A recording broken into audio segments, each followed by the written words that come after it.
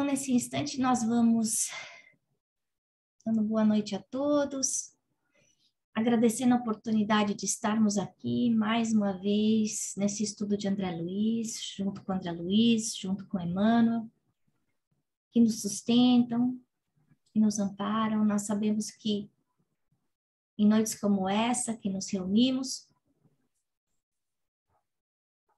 os mentores amigos, eles chegam nos nossos lares bem antes da hora de começar o nosso estudo.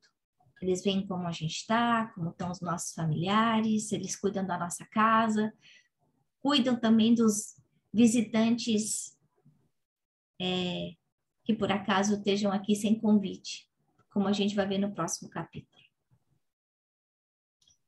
Jesus amado, nessa noite, nós te pedimos mais uma vez a tua misericórdia e teu amor, que caia sobre nós, iluminando a todos, encarnados e desencarnados, que por acaso aqui se encontram.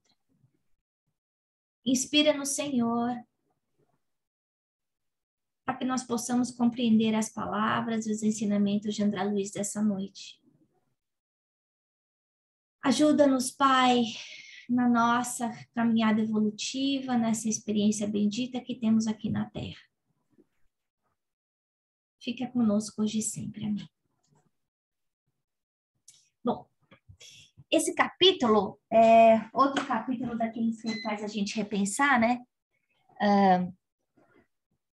A gente vê a interferência que o plano espiritual pode ter na vida da gente, que muitas vezes a gente não entende, não faz ideia da complexidade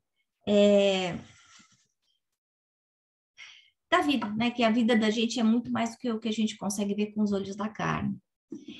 A gente vê, no capítulo passado, a gente conversou um pouquinho sobre os ovoides, a gente viu como o pensamento é capaz de modificar a estrutura perispiritual, e a gente vai continuar vendo como, nesse capítulo, como o pensamento, ele não só muda a matéria celular do perispírito, mas como ele também cria o que está ao nosso redor, né? Então, a gente se lembra que o Gregório tinha sido um papa, que era o papa que fez as cruzadas, e quando a gente pensa no retrato que André Luiz está descrevendo para a gente vê que a mente das pessoas que estão ali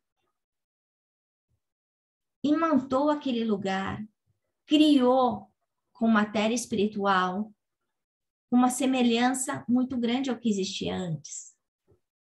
Então, da mesma forma que a gente pode olhar para nosso lar e ver descrições de ambientes lindos, de céus estrelados, de passarinhos, de flores que soltam não só que tem cor que muda, mas que o cheiro é palpável, e a música que existe no ambiente. Por quê? Porque o pensamento das pessoas em nosso lar tem uma qualidade muito maior, muito mais alta do que a qualidade dos pensamentos dessa zona infernal que a gente está vendo. E quando a gente olha do lado de fora, a gente percebe como é do lado de dentro, né? Então, a gente está olhando para essa sala, a gente percebe a opulência, os serviçais, aquele monte de gente lá bajulando o Gregório, ele que é esse chefe dessa organização do mal, dessa colônia, né? Então, o que significa isso? Da mesma forma que quando a gente tem a nossa casa, que a nossa casa está arrumadinha, está bonitinha, está cheirosinha, é isso que a gente tem por dentro. Quando a gente percebe que a gente entra numa casa, que do lado de fora o jardim está mal cuidado, a casa está caindo aos pedaços, não cheira bem, as pessoas estão desarrumadas, a gente percebe o quê? Que é aquilo que as pessoas têm por dentro. Isso não tem nada a ver com dinheiro, ter dinheiro ou não ter dinheiro, porque a gente conhece muita casa simples que é absolutamente impecável, assim como a gente conhece muita casa grande que parece uma tapera, né? Então, esse retrato externo é um reflexo daquilo do mundo interior das pessoas. E muitas vezes a gente quer ter na nossa vida uma realidade diferente, mas a gente não percebe que a realidade de fora é sempre reflexo do que a gente tem de dentro. Essa lição que André Luiz está dando para a gente é super importante, pessoal. Porque eu quero paz na minha vida, mas eu não construo paz dentro de mim. Eu quero ter um casamento feliz, mas dentro de mim eu sou um vulcão em ebulição o tempo inteiro. Então, para eu encontrar o que eu quero do lado de fora, eu preciso primeiro construir aquele mundo que eu procuro dentro de mim. Outra coisa que a gente vê, o pensamento, ele não só plasma a configuração da sala, os enfeites, mas também o odor. Então, como a gente já discutiu algumas vezes, o pensamento, ele é matéria, é criação, tem vida própria. Forma, cor, cheiro, peso. Tanto é que a gente chega nesse lugar e André Luiz fala, é ruim de estar lá dentro, né? Bom, e aí a gente vai analisar 3 personagens aqui, para começar essa conversa de hoje. Primeiro, começando com o Gúbio. Gúbio chega mostrando o quê? Oh, desculpa. Não, primeiro a gente começa com o Gregório. Sabia que eu tinha pulado um slide aqui. Gregório, o que a gente percebe dele? Ele ainda trazendo dessa última encarnação que ele teve, todo esse orgulho, prepotência, dureza, né? E a gente vê mais uma vez André Luiz descrevendo, né, o olhar como espelho da alma, que quando ele fica alterado, que o olho parece que sai faísca, que fica ferindo. A aura dele escura. Quando ele se altera, quando ele fica bravo, a aura fica mais escura. Agora, o Gregório é só mais um espírito ignorante que se desviou do caminho do bem. Ele não é não são poucos, são muitos. Essa é uma colônia de sofredores.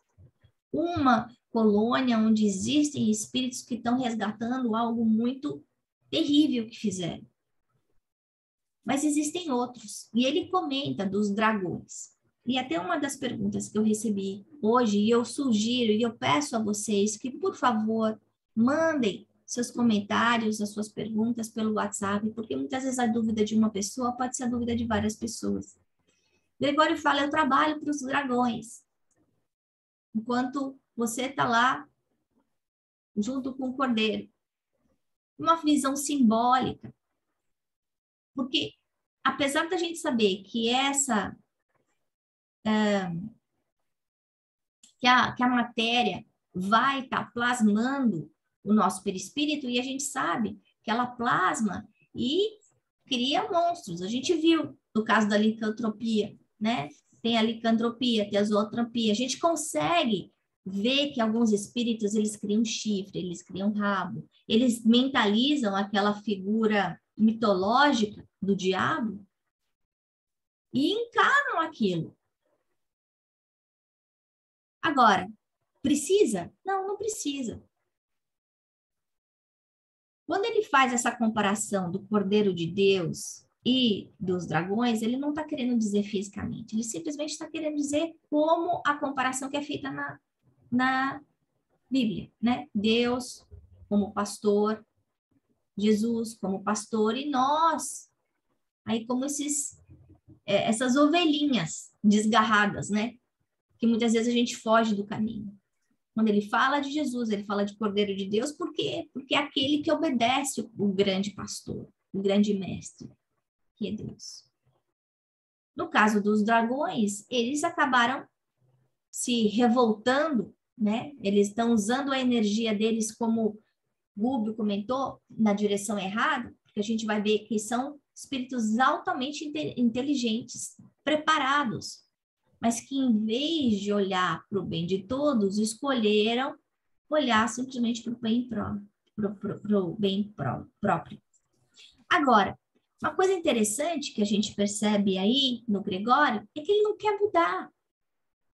A gente sabe que a Matilde falou, olha, Estou vendo aí uma résquia, uma luzinha que eu espero há décadas, na verdade há séculos. E que pela primeira vez eu estou vendo no egregório. Agora imagina o Gregório, que é um espírito de uma inteligência superior à dos outros, ele está no cargo de liderança. Ter que ficar convivendo com um monte de espírito primitivo, duro. Deve ser muito difícil. Porque a gente tem vontade de conviver com pessoas que existe uma troca, né?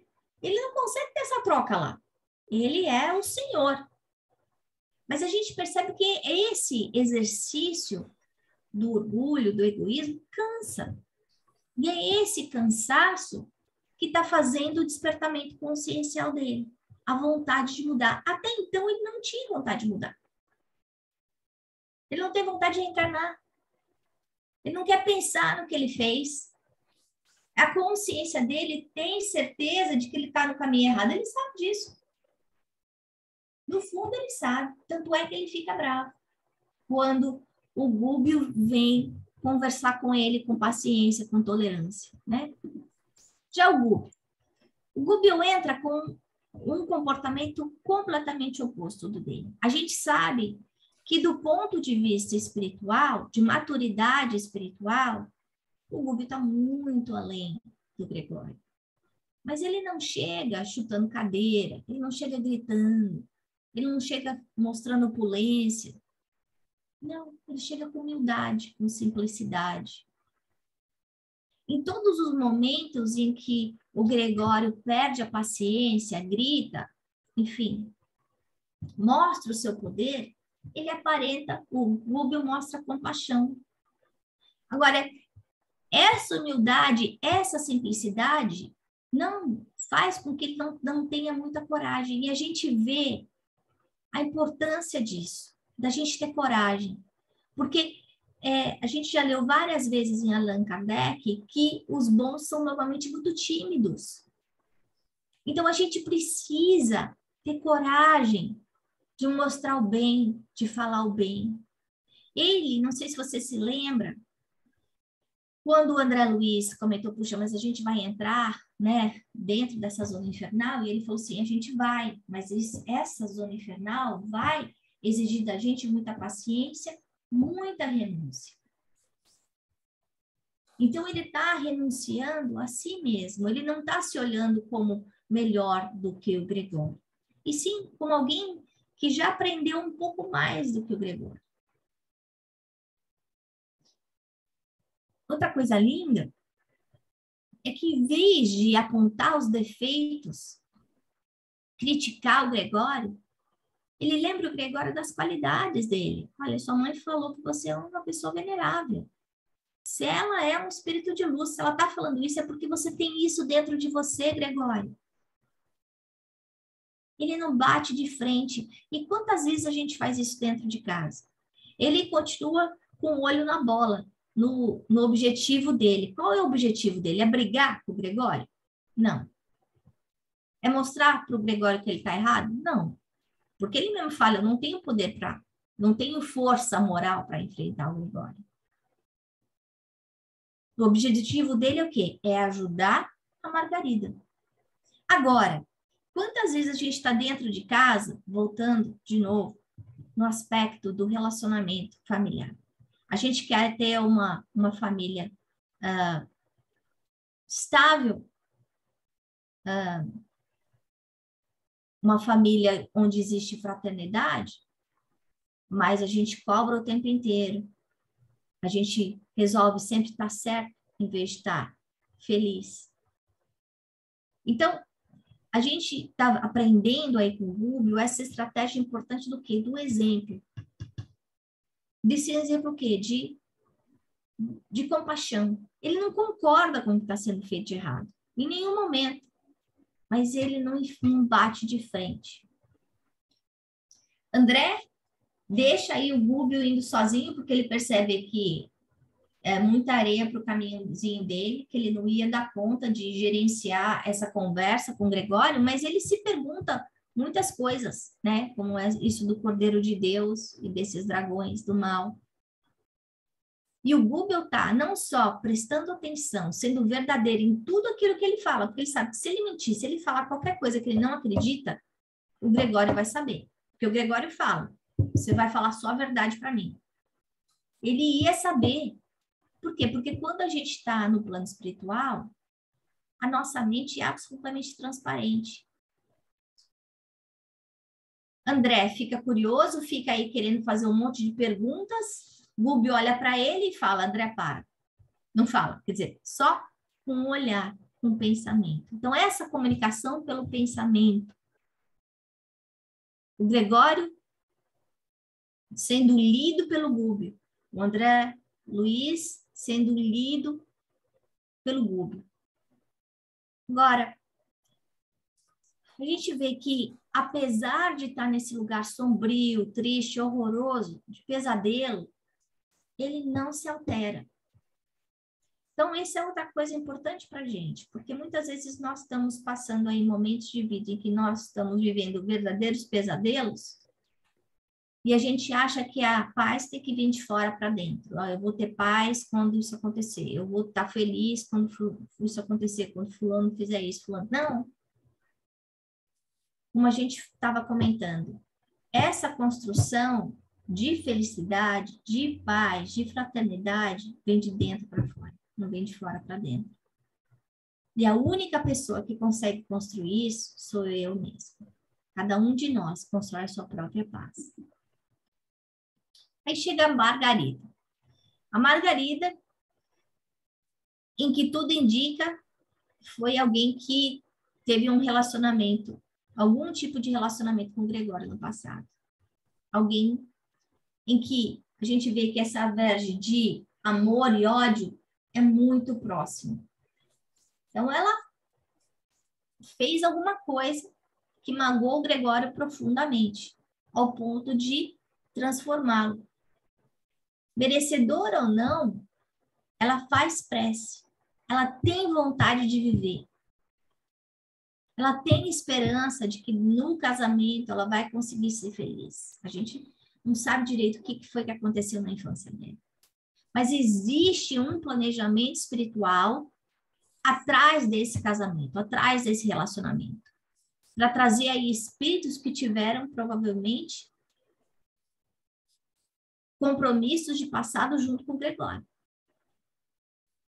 Agora, essa prece está sendo o canal de salvação dela, porque a gente escuta o Gregório falando que tem 60 obsessores dentro de casa, só para fazer ela enlouquecer e se matar. Mas o mais interessante é que ele não quer que ele quer que ela volte para ele, que ela peça ajuda para ele, porque ele ainda ama ela. Então, o ódio, na verdade, a gente está vendo o quê? Que é o amor doente. Olha só, gente. Ele não quer que ela volte como vítima. Ele não quer que ela volte sabendo que ele está fazendo essas coisas horrorosas para ela. Ele quer que ela volte agradecida. Mas para isso ela precisa pedir ajuda dele. Então, dentro desse círculo, esse círculo espiritual vai além do terra-terra. Então, a gente tem que lembrar disso na nossa convivência, na nossa constelação familiar. Que da mesma forma que a gente tem essa interação com o nosso cônjuge, com os nossos filhos, com os nossos pais, existem entre esses outros elementos externos a quem a gente feriu, a quem a gente magoou e que continuam ligados a nós. A única forma da gente zerar essa conta é o quê? Através da reencarnação. Mas aí o que acontece? A gente vem dentro de uma família em que minha mãe não me entende, meu pai não me odeia, meus irmãos são estranhos para mim. E eu passo 50, 70, 90 anos odiando eles. No único lugar que eu tenho para consertar, para reescrever uma história nova. Quando Emmanuel fala que a família da gente é esse cadinho, é por isso. Porque vai ser só aqui, na carne, que a gente vai conseguir sanar essas diferenças. E aí a gente vê esses dois pontos de vista, né? De inteligências supremas, achando que a lei é o olho por olho, dente por dente. Quando a lei é atire a primeira pedra, quem não tiver pecado. Jesus veio explicar para a gente que a solução de todas as desavenças, de todas as diferenças, de toda a dor é o quê? É o amor. Mas essas entidades ainda estão presas ao Velho Testamento. Eles querem julgar. É o próprio livre-arbítrio deles. É a escolha deles. Eles estão felizes lá nesse inferno? Eu duvido. Não dá para estar feliz num lugar horroroso, um lugar de sofrimento. Ninguém consegue ficar feliz fazendo os outros sofrerem. Essa é a única coisa que eles conhecem. Nesse caso, se eles mudassem a sua filosofia de vida, eles seriam grandes trabalhadores de Jesus. Se eles lembrassem que eles também, ou se eles não quisessem esquecer que eles também vão ser julgados, talvez eles não continuariam errando tanto. Porque se agora eles são os algozes, a gente vai ver nesse capítulo que o credor e o devedor estão sempre juntos. Então, eles vão estar sendo responsáveis também por todas essas almas que eles estão fazendo sofrer. Mas o orgulho, essa prepotência, acaba cegando. Quando no Livro dos Espíritos a gente fala que o orgulho e o egoísmo são a fonte de todos os sofrimentos, é por isso. Por quê? Porque eles fazendo isso, nessa conduta, eles vão sofrer mais. Eles estão plantando as sementes do seu próprio sofrimento. E aí a gente vê peguei uma frase do Gregório e uma frase do Rubio para a gente analisar. Experimentados que somos na queda, provaremos todos os que nos surgem no caminho. Olho por olho, dentro por dentro. Ele sabe que ele errou. Aí ele fala, os tribunais terrestres são insuficientes para a identificação de todos os delitos. Então, de alguma forma, o orgulho dele faz com que ele acredite que ele pode fazer as vezes de Deus, mesmo sabendo que ele também errou. É a história do argueiro e da trave do olho, né? Então, do cisquinho. Eu fico vendo o cisquinho no olho da Elisângela, mas eu não vejo aquele pau que está na frente do meu olho. Por quê? Porque é muito mais fácil apontar o dedo para o outro do que a gente se melhorar, do que a gente se transformar. Reforma íntima é muito difícil. Aí vem o Gubi. Grande sacerdote. Porque ele foi. Foi um papa. E hoje ele é o grande juiz. Ele se apresenta dessa forma. Ele está vestido dessa forma. O Gubi não está mentindo. Eu sei que o Senhor Supremo nos aproveita em sua obra divina segundo as nossas tendências e possibilidades de satisfazer-lhe os desígnios. Gente, esse comentário chuta o pau da barraca, mostrando, Gregório, tudo que está acontecendo aqui é pela vontade de Deus. Ele conhece as suas tendências do mal. E aí, ele está fazendo que o mal cure o mal. Mas isso enquanto ele quiser. Gente, é como se a paciência de Deus com a gente fosse um copo com água. Vai caindo água, vai caindo água, vai caindo água, vai caindo água. E a gente vai fazendo besteira, besteira, besteira, besteira, besteira. Até que chega uma hora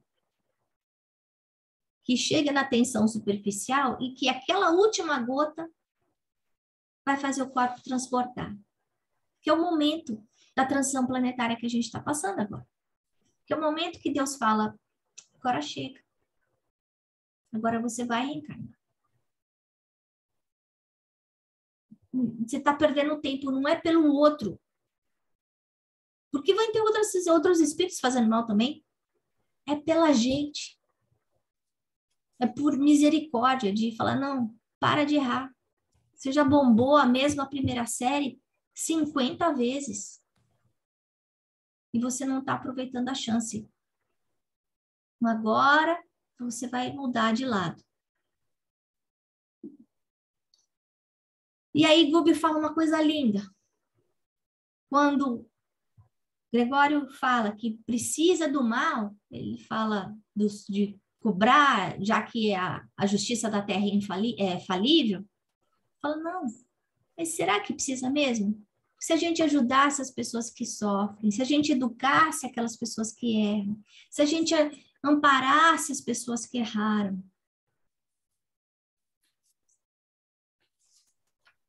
aí não precisaria desse sofrimento todo. E aí a gente vê a mão de Deus, através da educação, através da reencarnação. Por isso que o estudo é tão importante para a gente. Porque quando a gente pensa em evangelho, a gente muitas vezes fica pensando em consolo e a gente se esquece que o evangelho é, acima de tudo, educação.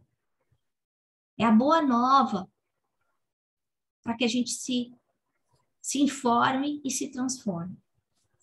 Porque esse miserável somos nós. Esse ignorante somos nós. Esse delinquente de milênios somos nós. Não é o outro. Não é meu pai, não é minha mãe, não é meu irmão. Não, sou eu. A cura do mal, esse mal está dentro de mim, não está fora de mim. Então, para a gente refletir, primeira coisa, essa postura de não julgamento, né? Isso que o Gubi fala, olha, eu não vou julgar você sobre o que você está fazendo com a Margarida. Eu só poderia opinar se eu tivesse passado pela mesma situação, eu não passei. Meu ponto aqui não é julgar você. A outra coisa é o poder da prece, o poder da vontade, gente. Essa pessoa a Margarida está com 60 obsessores dentro da casa dela. Está com ovoide lá dentro, trabalhando sem parar para enlouquecê-la e para que ela cometa suicídio. Ela faz a prece num momento de lucidez. E essa prece é ouvida por alguém de alta envergadura espiritual. Então, se a gente tem dúvida da prece, essa é mais uma prova de que o ouvido de Deus está sempre aberto para a gente. E a terceira coisa é que o devedor sempre encontra o credor. E é por isso que quando a gente faz o mal, mesmo quando a outra... Ninguém está vendo. A justiça da terra não está vendo. A pessoa muitas vezes nem está sabendo, né? Mas a gente sempre vai reencontrar com aquela pessoa a quem a gente feriu, magoou. Por quê? Porque está preso na nossa consciência. E essa consciência funciona como um magnetismo que vai atrair as pessoas a quem a gente fez o bem e a quem a gente fez o mal. Agora é isso que eu tinha para falar para vocês. Então, quem quer comentar?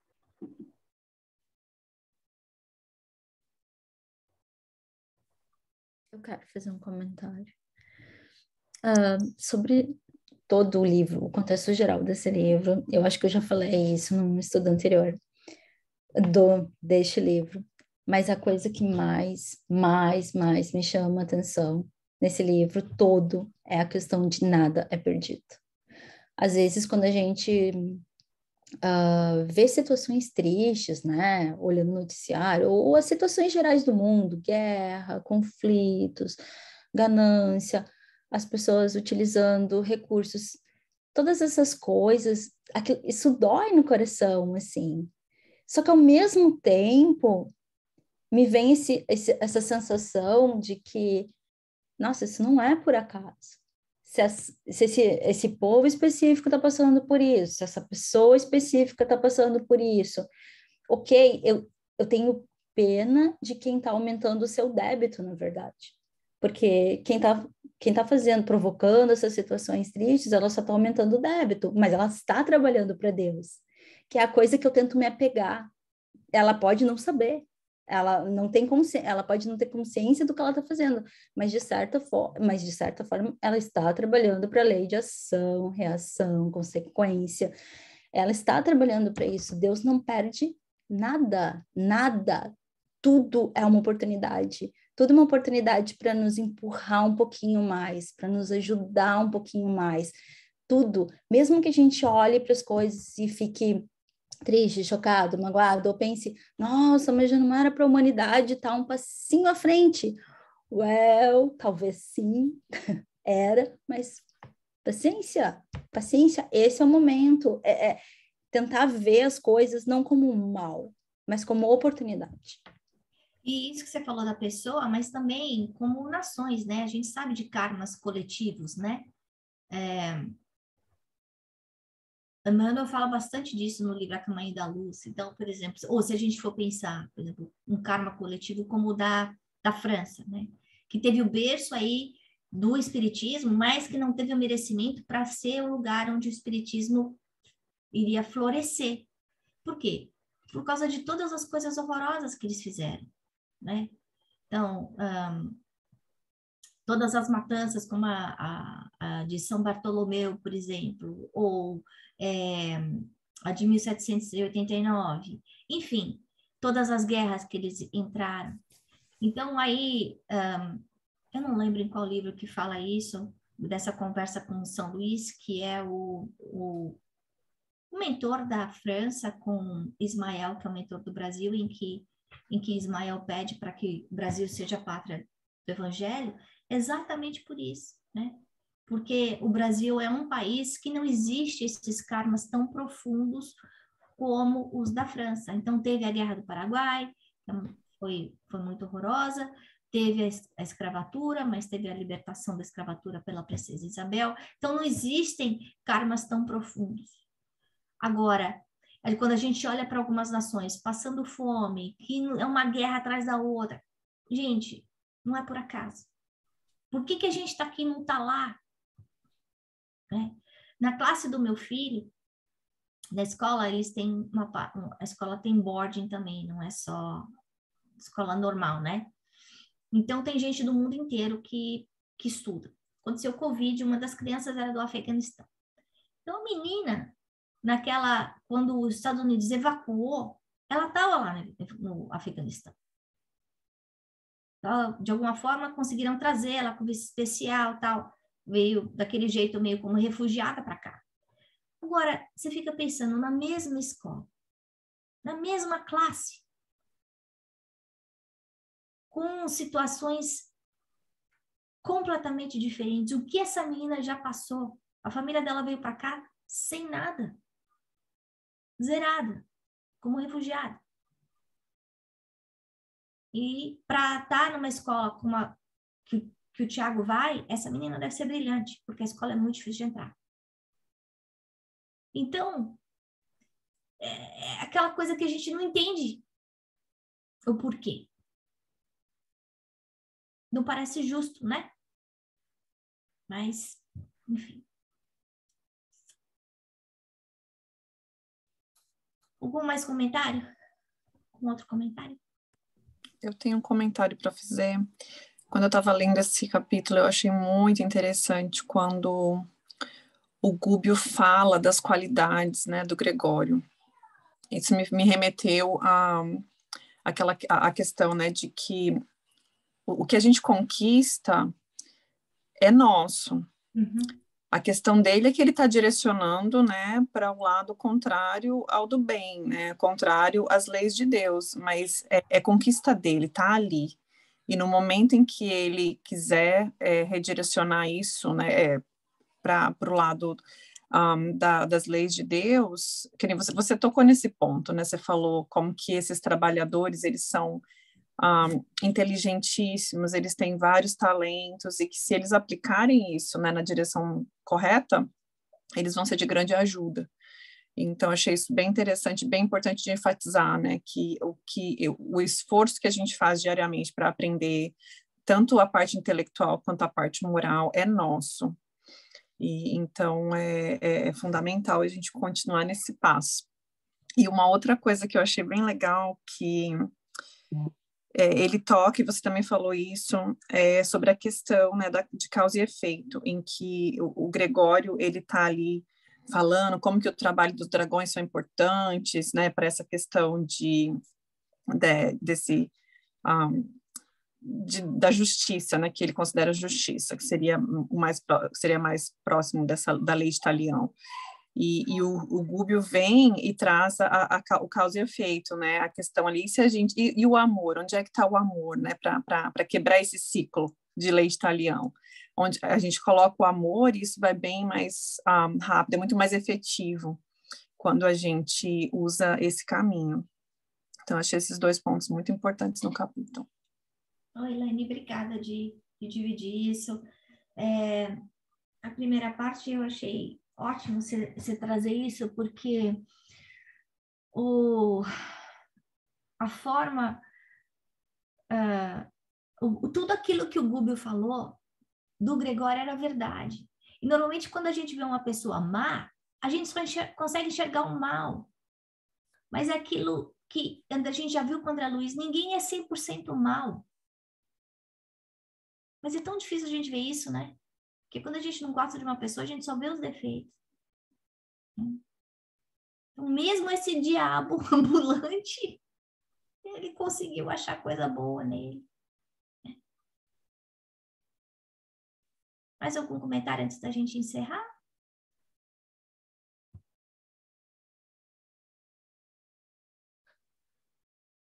Minha mãe quer comentar?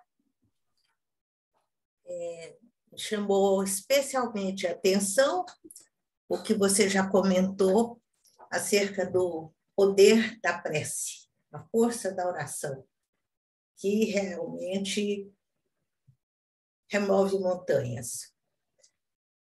Mas também eu quero lembrar que o Gubbio tinha tanto amor, era já tão natural dele, a gente observa isso nesse comentário que a Elaine acabou de fazer,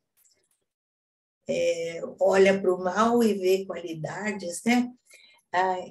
Se não fosse essa energia amorosa, não haveria diálogo. A gente sabe disso por experiência própria.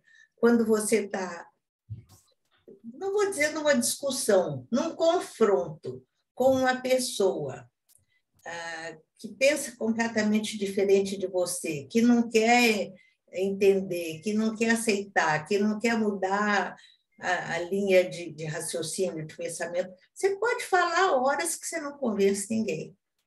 Para convencer, tem que ser com essa projeção intensa de amor. O amor é que fez o canal para chegar no coração do Gregório para conseguir essa aberturazinha para a continuidade do trabalho. Então, realmente são lições muito importantes. Precisamos levar muito a sério a prece e muito a sério o sentimento do amor. E isso funciona muito para dentro de casa, né? Porque, por exemplo, quando o filho está fazendo coisa errada, ou quando a gente está irritado com o cônjuge, que a gente fica só apontando os erros, né? Parece que a gente só fica cavando buraco, né? Só vai afastando, né? Aumentando. Discussão não convence ninguém. Aumentando o precipício, né? Que muitas vezes você precisa respirar fundo, né?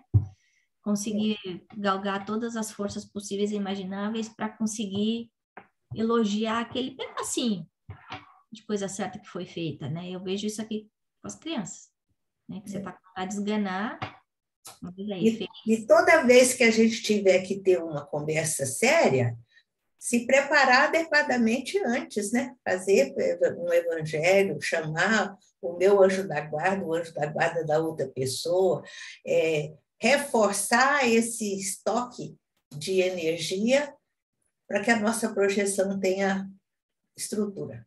Uhum. Bom, vamos encerrar. Eu só queria rapidinho que o que a dona Lúcia falou e a Ana falou foi uma mensagem para mim. Foi a espiritualidade que inspirou, porque exatamente passando por situação que tem que conversar com uma criança de 13 anos, a Ana sabe, quando não está fazendo coisa certa, e foi. Foi para mim. Obrigada. Tudo para nós, Cri. Tudo da doutrina é para nós. Não, mas os espíritos instruiu Dona Lúcia e a Ana. Exatamente no que eu estou precisando. Não é só com o filho de 13 anos, não. É com o marido, com a esposa, com o sogro, com o vizinho. Mas agora está sendo assim, 13 anos. Nesse exato momento. Mas foi assim, direitinho. Graças a Deus. Obrigada. Viva a doutrina! Bom, então vamos agradecendo mais uma vez a equipe de André Luiz, de Emmanuel, que nos sustenta, que nos ampara, que nos fortifica, pedindo que os nossos anjos da guarda, dos nossos familiares estejam aqui durante essa noite, cuidando de nós, colocando a sua paz, a sua mão amorosa sobre as nossas cabeças, retirando todo o véu de mágoa, de rancor, ajudando o Senhor a construir um lar de paz, de harmonia, de renovação, de transformação. E assim nós vamos agradecendo mais uma vez a André Luiz, dizendo graças a Deus.